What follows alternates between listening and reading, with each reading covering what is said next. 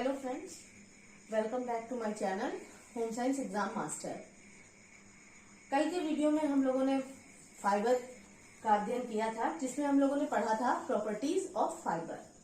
तो properties of fibre में primary और सेकेंडरी फाइबर की बात हुई थी, और जो मेरा फर्स्ट वीडियो और सेकेंड वीडियो है उसका लिंक आपको डिस्क्रिप्शन बॉक्स में मिल जाएगा, तो वहां से आप उसको देख सकते हैं।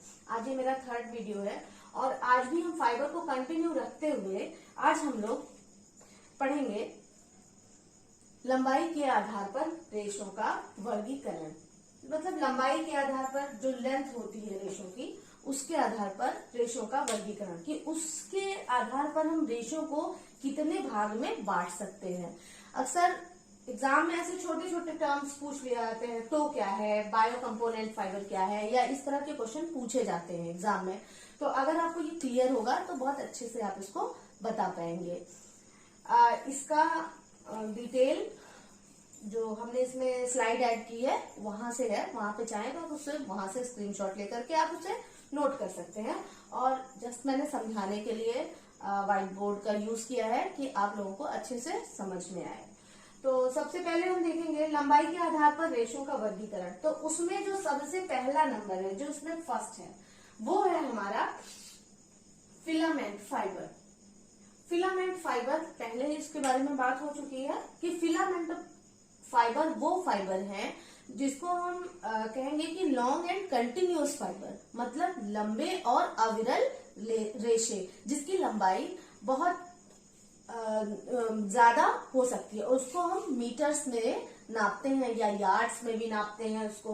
और हमने आपको बताया था कि फिलामेंट फाइबर में सिर्फ सिल्क ऐसा नेचुरल फाइबर है जो कि फिलामेंट है। इसके अलावा सारे जितने भी कृत्रिम रेशे हैं वो सारे फिलामेंट के अंतर्गत आते हैं। और आपको पता ही है कि all natural fibres are staple fibre. तो दूसरे नंबर पे हमारा जो है ये है हमारा स्टेपल फाइबर। स्टेपल फाइबर में हम देखेंगे कि स्टेपल उस दिन भी बताया था कि छोटे छोटे रेशे, और लंबाई भी हमने आपको बताई थी। फिलामेंट की लंबाई तो बहुत ज्यादा हो सकती है, किलोमीटर्स तक भी हो सकती है।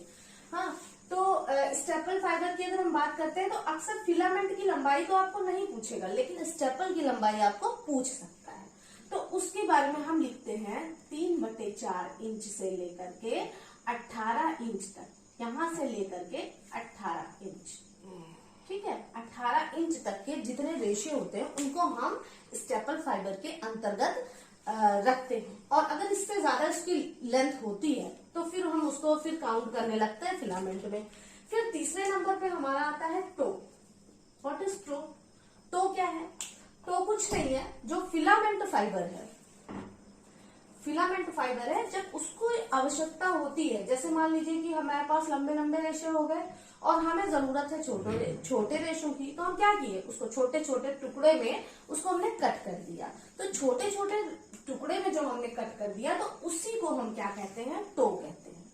उसको हम हमारे पास एक धागा हो गया लंबा, और उसको हमने बीच बीच से कट कर दिया। उसका भी एक रीजन है कट करने का, क्या? क्योंकि जब हम किसी चीज को नेचुरल पाते हैं तो कोई छोटा है कोई लंबा है, लेकिन हमें किसी चीज को किसी विशिष्ट उद्देश्य के लिए अगर हम कुछ कार्य कर रहे हैं कि हमको इतनी इतनी लंबाई के रेशे चाहिए या 1-1 मीटर लंबाई के रेशे चाहिए, तो वहां पे हम क्या करते हैं, लंबे लंबे जो धागे हैं हमारे, हम उनको बीच बीच से कट कर देते हैं। तो वो हमारा किसके अंतर्गत आता है, टो के अंतर्गत आता है। और फिर चौथे नंबर पे हम देखते हैं monofilament fibre. Monofilament fibre, mono से आप जान ही रहे हैं, मोनो क्या? मोनो मतलब एक, कोई भी चीज हम एक होती है तो वो क्या होती है, मोनो होती है। और फिलामेंट की बात यहाँ पे आती है तो अविरल रेशे। दूसरा ये है क्या है, अविरल रेशे। इस तरह से आप याद रखेंगे तो आपको याद रहेगा। और ये कैसा है, ये मैन मेड फाइबर है, मानवकृत रेशे हैं। मानवकृत रेशे होते हैं और जिसको कि हम अपनी मनचाही लंबाई और मोटाई में बना सकते हैं। मतलब चाहे जितना इसको हम बहुत दूर तक क्या कर सकते हैं, लंबा कर सकते हैं, और इसकी मोटाई भी हम अपनी आवश्यकता अनुसार, जैसे हमें महीन कपड़ों का निर्माण करना है तो थोड़ा पतला रहेगा, अगर मोटे कपड़े का निर्माण करना है तो थोड़ा मोटा, जिस तरह से जरूरत होती है उसी तरह से हम फाइबर्स को बनाते हैं। यहाँ पे मनचाहा फाइबर की बात हो रही है, या सिंगल फिलामेंट फाइबर होता है। और इसमें खास बात क्या है, सिंगल फिलामेंट फाइबर मतलब एक धाग, एक रेशा होता है। एक रेशे को ही हम लंबाई बहुत लंबाई में रखते हैं। और इसकी खासियत क्या है, इसके जो धागे होते हैं वो क्या होते हैं, स्टिफ होते हैं। स्टिफ का मतलब कड़े। इसके धागे कैसे होंगे, बने होंगे, स्टिफ होंगे। ठीक है, स्टिफ, स्टिफ मतलब कड़े। ठीक,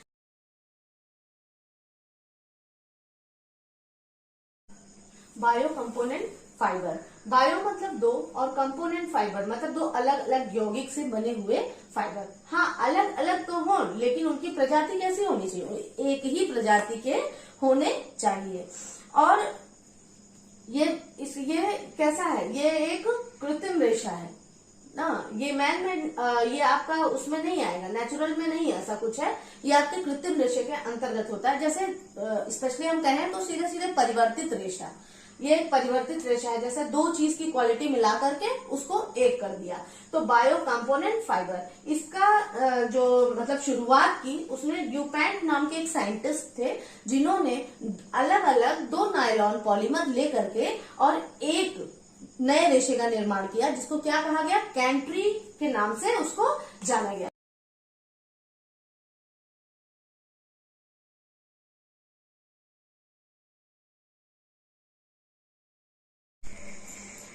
पांचवा है आपका बायो कंस्टिट्यूएंट फाइबर। ये बायो कंस्टिट्यूएंट फाइबर जो है आपका, ये भी आपके दो प्रकार के अलग अलग रेशे से मिलकर के एक परिवर्तित रेशा है। इसमें और इसमें क्या अंतर है, इसमें और इसमें अंतर सिर्फ इतना है कि ये एक ही प्रजाति के दो रेशों से बनते हैं, और ये कैसे होता है, ये अलग अलग प्रजाति के दो रेशों से मिलकर बन सकते हैं। और एक खास ये भी बात है कि इसका प्रयोग क्या, नॉन वूवन फैब्रिक के लिए किया जाता है। नॉन वूवन फैब्रिक कौन से फैब्रिक हैं, जिनको कि ना तो निटिंग के द्वारा और ना वीविंग के द्वारा, दोनों के द्वारा नहीं बनाया जाता है, वो कौन से हमारे अंतर्गत आते हैं, नॉन वूवन फैब्रिक के अंतर्गत आते हैं। जैसे कि उनपे बहुत सारी रासायनिक क्रियाएं करके उनको मेल्ट कर दिया जाता है, और जमा दिया जाता है, और जमाने के बाद तब ये इस प्रकार के रेशों का निर्माण होता है। और इसकी बायो जो कॉन्स्टिट्यूएंट फाइबर्स हैं आपके, उसमें क्या है, उसकी खासियत ये है कि उसमें स्ट्रेंथ बहुत अच्छी होती है, वो मजबूत बहुत होते हैं। और फिर साथ ही साथ में मजबूती के साथ में ऐसा नहीं कि उसमें रग्स का निर्माण कर दिया जाता है, नहीं, मजबूत होते हैं और सॉफ्ट टच वाले होते हैं। तो इस तरह से हम देखते हैं कि अगर लेंथ की बात करते हैं तो लेंथ के आधार पर इस तरह के, और ये जो बायो कंस्टिट्यूएंट फाइबर है आपके, इसमें लॉन्ग आपके filament fibre or staple fibre दोनों प्रकार के ये हो सकते हैं। तो ये बायो कंपोनेंट में भी यही है और बायो कंस्टिट्यूएंट में भी यही है कि दोनों आप, क्योंकि जो बेस है इसका वो है आपका कृत्रिम रेशे का, और आप सभी जानते हैं कि जितने भी संश्लेषित रेशे होते हैं, आर्टिफिशियल जितने भी फाइबर्स होते हैं, उनको हम अपनी मनचाही, हमारा मन हुआ तो हम उनको छोटे आकार का भी बनाएंगे, और हमारा मन हुआ तो उसको बड़े आकार। तो मतलब इसका प्रयोग अगर पूछा जाए कि स्टेपल के लिए होता है या फिलामेंट के लिए होता है कि या दोनों के लिए, तो आंसर हमेशा रहेगा कि दोनों के लिए। हाँ, तो अब यहाँ पे हम एक बार फिलामेंट फाइबर, स्टेपल फाइबर और टो, और मोनोफिलामेंट, बाई कंपोनेंट फाइबर और बायो कॉन्स्टिट्यूएंट फाइबर, इस तरह से मिला करके हमारे यहाँ पे 6 पॉइंट होते हैं। ये स्लाइड में दिया हुआ है, वहां से आप उसको बहुत अच्छे से नोट कर सकते हैं।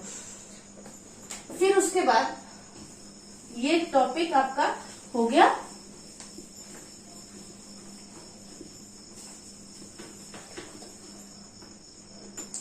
नेक्स्ट जो हमारा आज का दूसरा है कि हमने आपको लेंथ के आधार पर रेशो का वर्गीकरण बताया, और आज हम लोग इस टॉपिक को भी कवर करेंगे कि फाइबर्स के बारे में हम आपको काफी कुछ बता चुके हैं, आपको क्लियर हो गया होगा।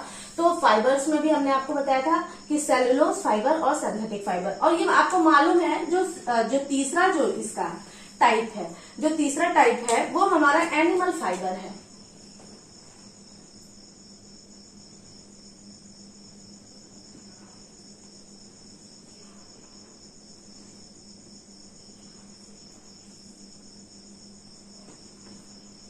इसमें कुछ ज्यादा कुछ बताने के लिए नहीं है। इसमें आपका एनिमल फाइबर में सिर्फ 2 ही फाइबर है। फर्स्ट है आपका सिल्क,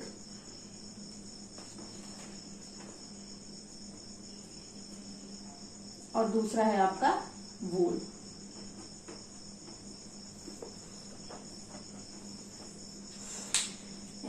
एनिमल फाइबर है आपका सिल्क और वूल। और सिल्क और वूल जो ये दोनों फाइबर्स हैं, इसमें जो सिल्क है वो सिल्क वार्म से, और वूल क्या है, वूल हेयर्स से। हेयर्स में आपका शीप भी हो सकता है, कैमल भी हो सकता है, रैबिट भी हो सकता है, बकरी भी हो सकती है। बहुत सारे तरह के आपके जानवरों से के बाल से जो प्राप्त होता है वो वूल है। और सिल्क की भी हम बात करते हैं। अभी हमने जो आपको बताया था कि नॉन वूवन फैब्रिक के बारे में, तो वूल की तो हम निटिंग से करते ही हैं, और साथ साथ में ये नॉन वूवन के भी काम आता है, जिसको हम कहते हैं फेल्टिंग। जमा करके नमदा जैसे वस्त्रों का निर्माण किया जाता है। और सिल्क की तो क्या होती है, सिल्क की वीविंग होती है ना, सिल्क की तो वीविंग होती है, सिल्क की बुनाई होती है, और बुनाई से वस्त्र तैयार होते हैं। सेकेंड है आपका सेलुलोज फाइबर। पहला है आपका एनिमल फाइबर, सेकेंड है आपका सेलुलोज फाइबर। एनिमल फाइबर जो है आपका, जो हमने पहले आपको बताया एनिमल फाइबर, ये इसमें और इसमें, इसको हमेशा याद रखेंगे आप, CHO प्लस नाइट्रोजन, इसमें आपका कार्बन, हाइड्रोजन, ऑक्सीजन और नाइट्रोजन, इसमें क्या है, ये 4 कंपोनेंट से मिलकर के बना हुआ होता है। ये आपका हो गया। और फिर एनिमल फाइबर में सिल्क और वूल की बात, ये प्रोटीन वाले फाइबर हैं, इनको प्रोटीन रेशे के नाम से भी जाना जाता है। इसमें अमीनो एसिड प्रेजेंट होता है। सेकेंड है आपका सेलुलोज फाइबर। सेलुलोज फाइबर में भी हम आपको कल भी हमने इसको बताया था कि कार्बन, हाइड्रोजन और ऑक्सीजन। और यहाँ पर क्यों ये नाइट्रोजन है, नाइट्रोजन इस वजह से है क्योंकि यहाँ प्रोटीन इसमें है, इसलिए यहाँ पे नाइट्रोजन ऐड है। आपको हमेशा याद रखना है कि नाइट्रोजन युक्त रेशे या इस तरह से क्वेश्चन आता है तो आप सिल्क या वूल अगर ऑप्शन में है तो आप उसी को टिक करेंगे। सेलुलोज फाइबर में आपका कार्बन, हाइड्रोजन और ऑक्सीजन इसमें प्रेजेंट होता है। और सेलुलोज कहाँ से हमको मिलता है, सेलुलोज ये वही बात है जैसे प्लांट फाइबर हमने पढ़ा था, प्लांट फाइबर ही है, सिर्फ उसका क्योंकि वो सेलुलोज से बना ही होता है। पेड़ पौधे सेलुलोज किसमें पाया जाएगा, पेड़ पत्तियों में, इन्हीं सारी चीजों में, पत्तियों में पाया जाता है ना। तो तनों में जितने भी प्लांट सेल्स हैं वो उसमें क्या होता है, उसमें सभी में सेलुलोज पाया जाता है। तो सेलुलोज फाइबर हो गया आपका। सेलुलोज फाइबर में क्या प्रेजेंट होता है, कार्बन, हाइड्रोजन और ऑक्सीजन प्रेजेंट होता है। और ये क्या होता है, अम्ल से क्या होते हैं, प्रभावित होते हैं। अगर इनके ऊपर अम्ल डाला जाएगा तो उससे वो प्रभावित हो जाएंगे। कॉटन के कपड़े पे आप एसिड डाल दीजिए तो क्या होगा, वो बहुत जल्दी जल जाता है। और बेस से क्या होते हैं, इनके ऊपर कोई इफेक्ट नहीं पड़ता। तो एसिड और बेस के बारे में अगर पूछा जाता है तो आप इसको हमेशा याद रखेंगे कि जितने भी सेलुलोज फाइबर है, चाहे वो आपका कॉटन है, लिनेन है, रेयॉन है, रेयॉन पे भी एसिड का इफेक्ट पड़ता है। क्यों, क्योंकि वो कॉटन सेलुलोज से ही बना हुआ है। बांस की लुगदियों इन सब का प्रयोग होता है ना, तो इसी वजह से वो सेलुलोज फाइबर के अंतर्गत आता है। तो एसिड से इफेक्ट होगा और बेस से इसके ऊपर कोई इफेक्ट नहीं पड़ता है। फाइबर में तीसरे नाम आता है आपका सिंथेटिक फाइबर का। सिंथेटिक फाइबर सबसे बड़ी कैटेगरी है। सिंथेटिक फाइबर में भी 2 तरह के फाइबर हो गए आपके, मैन मेड फाइबर जिसको कि हम रेयॉन के नाम से भी जानते हैं, और केमिकल, मतलब जो पूरे केमिकल बेस होते हैं। वो सब किसके अंतर्गत आते हैं, आपके सिंथेटिक फाइबर के अंतर्गत आते हैं। सिंथेटिक फाइबर में रेयॉन, यहाँ पे हम बात करते हैं रेयॉन कौन से, मैन मेड में जब भी हम बात करेंगे तो वहां पे 3 पॉइंट आते हैं। सबसे पहला है नाइट्रोसेल्यूलोज। यहाँ पे कौन सा सबसे पहले, नाइट्रोसेल्यूलोज है, फिर है विस्कस रेयॉन और तीसरा है क्यूप्रामोनियम।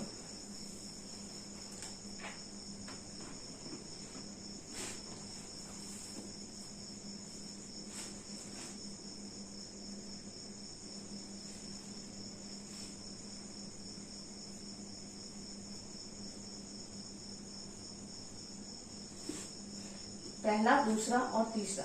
जब भी मैन मेड की बात होती है, मैन मेड की, तो हमेशा इन्हीं तीनों की बात होती है। इसमें आपको बिल्कुल भी कंफ्यूज नहीं होना है कि ये तीनों रेशे तो उसमें आएंगे ही आएंगे।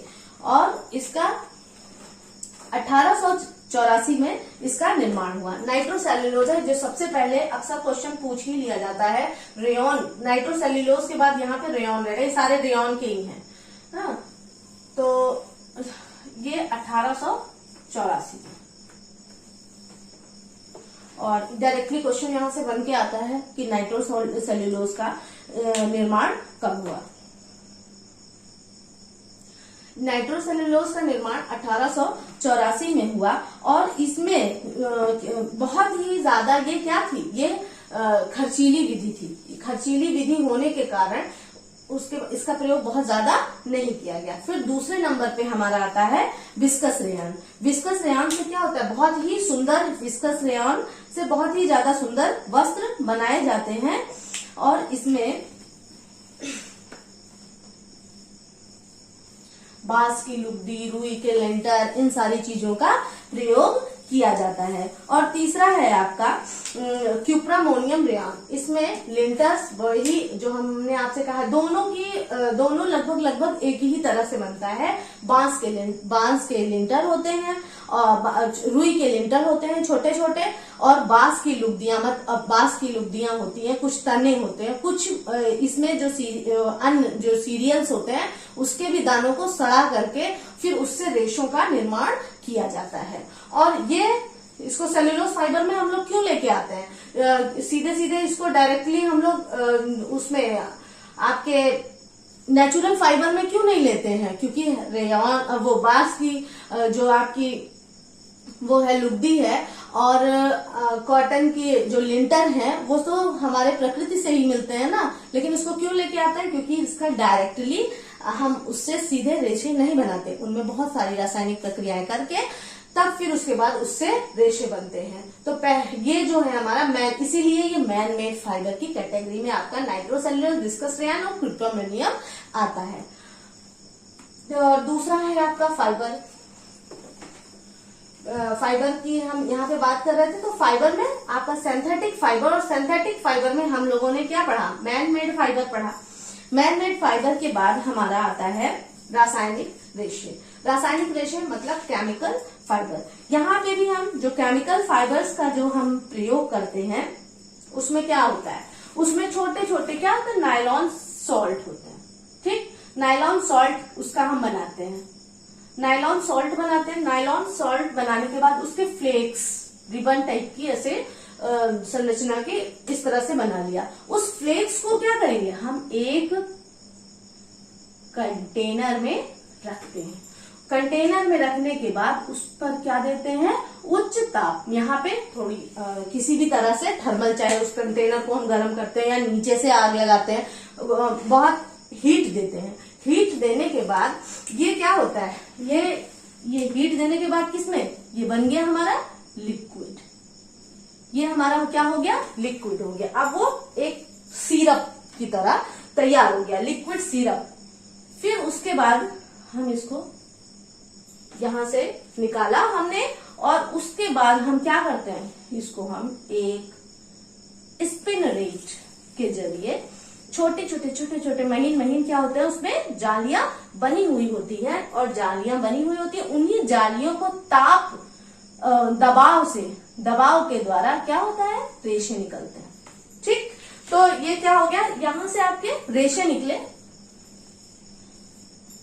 सीधे तौर पे। हम ये, क्योंकि ये कृत्रिम रेशे हैं तो बिल्कुल सीधे, अगर हमें जरूरत है कहीं क्रिम्प की, कहीं पे थोड़ा सा लहर देनी है, क्रिम्प देना है, घुमाव देना है, तो वो हम अपने अकॉर्डिंग उसको कर लेते हैं। तो इस तरह से सबसे पहले नायलॉन सॉल्ट बन गया, फिर यहाँ पे फ्लेक्स हो गए, फिर हम यहाँ पे इसको क्या दिए, हीट, यहाँ पर हीट दी हमने, और ये क्या हो गया, हीट से हमारा लिक्विड बन गया। लिक्विड बनने के बाद इसके बाद इसको स्पिनरेट से बहुत क्या हाई प्रेशर, यहाँ पे क्या दिया हमने, प्रेशर दिया, यहाँ पर हमने दिया प्रेशर, और प्रेशर देने के बाद यहाँ से आपको लंबे या विरल धागे यहाँ से निकलते हैं, और इसे आवश्यकता अनुसार आपको क्रिम्प देना है, आपको उसके बाद इसमें कोई डिजाइन डालनी है, कुछ भी करना है, उस धागे को आपको कैसा बनाना है, कितना मोटा बनाना है, कितना पतला बनाना है, उस हिसाब से स्पिन रेट की सेटिंग करते हैं। और यहाँ पे क्या, यहाँ पे जब ये निकला तो एयर, यहाँ पे क्या होती है, यहाँ से एयर ब्लास्ट होता है ना, यहाँ से बहुत सारी एयर ऐसे आई और यहाँ पे एयर ब्लास्ट होता है और ठंडी ठंडी एयर आई, और क्या होता है, रेशा जैसे ही निकलता है आपका जो धागा है वो सूखता हुआ चला जाता है और काफी लंबाई में आगे बढ़ जाता है। तो यहाँ पे हम लोग केमिकल फाइबर में, ये तो हमने आपको मैन्युफैक्चरिंग बताई कि केमिकल फाइबर लगभग सारे जितने भी केमिकल्स हैं वो इसी तरीके से बनते हैं, बस सबकी अलग कुछ की अलग अलग प्रक्रिया होती है। फिर इसमें अगर एग्जाम्पल अगर देखें तो क्लासिफिकेशन, जैसे कि हमने पढ़ाया था तो उस टाइम पूरा क्लासिफिकेशन आपको हमने बता दिया था कि कितनी तरह के आप इससे कौन कौन से आपको रेशे प्राप्त होते हैं। जैसे पहला नाम इसमें क्या आता है, नायलॉन है, डेक्लॉन है, टेरिलीन है, ऑरलॉन है, जेफ्रान है और केस्लान है। ये सारे रेशे केमिकल रेशे के अंतर्गत आते हैं।